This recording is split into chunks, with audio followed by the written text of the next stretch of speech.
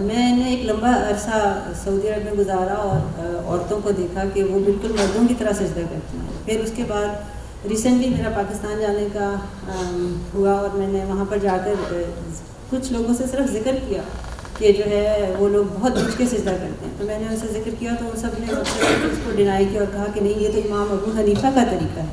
یعنی امام ابو حنیفہ کا فرمان ہے کہ جو ہے مرد عورتیں بچھ کر سجدہ کریں اور ان کی ایلبوز زمین پہ ٹچ ہوئی ہوئی.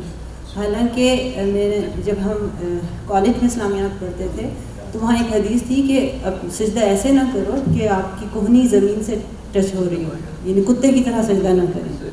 اور وہ لوگ اور میں جب اس ریسنٹ میرے وزٹ میں پشاور جانا ہوا اور وہاں قصہ خوانی بازار کی جو مسجد ہے وہاں پر میں نے نماز پڑھی تو وہاں کی ایک پمفلٹ تھا امام ابو حنیفہ کے حوالے سے جس پہ لکھا ہوا تھا کہ عورتیں بچھ کر سجدہ کریں اور اپنی ایلبو زمین پر بچھا کر سجدہ کریں.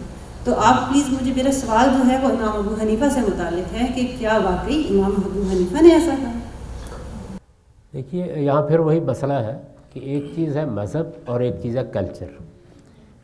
ہمارے جو جورسٹ ہیں، فقہا، امام ابو حنیفہ بھی ایک فقیہ ہیں، انہوں نے بہت سے معاملات میں بعض کلچرل چیزوں کو داخل کیا ہے. میں بہت سی مثالیں اس کی آپ کو دے سکتا ہوں. وہ اس اصول پر داخل کی جاتی ہیں کہ وہ محسوس کرتے ہیں کہ اس کام کے نتیجے میں کوئی خرابی ہو جائے گی، تو خرابی کو سامنے رکھ کے بعض اوقات کوئی ہدایت دے دیتے ہیں. خاص امام ابو حنیفہ نے کیا کہا ہے وہ ایک الگ بحث ہے، لیکن حنفی اصول وہی ہے جو آپ نے بیان کر دیا ہے. یہ ضروری نہیں ہوتا کہ ہر حنفی فقہ کی بات امام ابو حنیفہ کی بات بھی ہو. امام ابو حنیفہ نے ابتدا کی، اس کے بعد بہت سے دوسرے اہل علم پیدا ہوئے، اس سے پورا کا پورا سٹرکچر بنا ہمارے فقہ کا. اس کو حنفی فقہ بعض اوقات کہتے ہیں اور کہہ بھی دیتے ہیں کہ امام ابو حنیفہ کی رائے ہے. تو قرآن مجید میں ایسی کوئی بات نہیں، نبی صلی اللہ علیہ وسلم نے کبھی ایسی کوئی بات نہیں کہی کہ عورتیں اور طریقے سے نماز پڑھیں، مرد اور طریقے سے نماز پڑھیں. نماز کے بارے میں جو ایک جنرل ہدایت لوگوں کو آپ نے کی وہ کیا ہے؟ صلو کما رأیتمونی اصلی. جیسے میں نماز پڑھتا ہوں ویسے نماز پڑھتا ہوں. حضور مرد تھے نا، آپ نے عورتوں کو بھی یہی کہا، مردوں کو بھی یہی کہا. پاکستان کی جو میجورٹی ہے وہ لوگ کہتے ہیں کہ جو ہے عرب کی عورتیں غلط طریقے سے سجدہ کرتی ہیں. دیکھیے جی، بات یہ ہے کہ غلط اور صحیح کا معیار کیا ہے؟ غلط اور صحیح کا معیار اللہ کے رسول کی ہدایت ہے. تو یہ بالکل ایک کلچرل چیز ہے. اصل میں ہمارے ہاں عورتوں کے بارے میں خاص طور پر پچھلے زمانے میں یہ تاثر رہا کہ ان کو کوئی دیکھے نہیں، ان پر کوئی نظر نہیں ڈالے.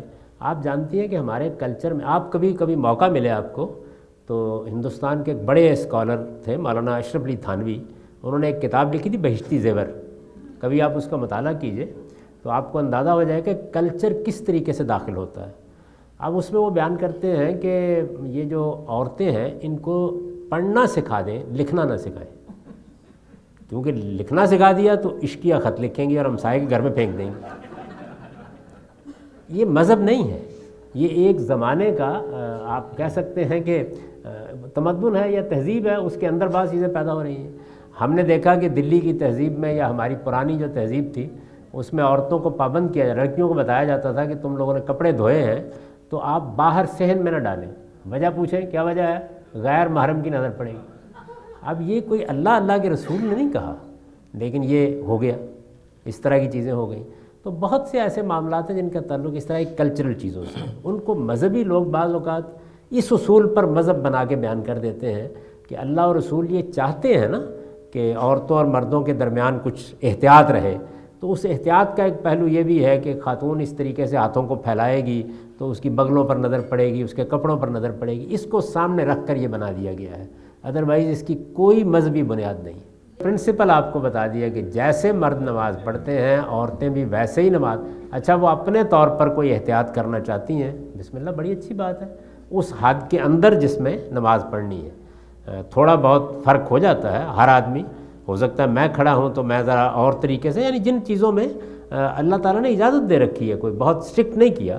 تو مثلا نبی صلی اللہ علیہ وسلم کے بارے میں بعض موقعوں کے اوپر لوگوں نے جو دیکھا ہے آپ کو نماز پڑھتے ہوئے، ایک تو نا نماز کا لا کیا ہے وہ میں نے آپ کو بتا دیا کہ اس میں عورت اور مرد میں کوئی فرق نہیں.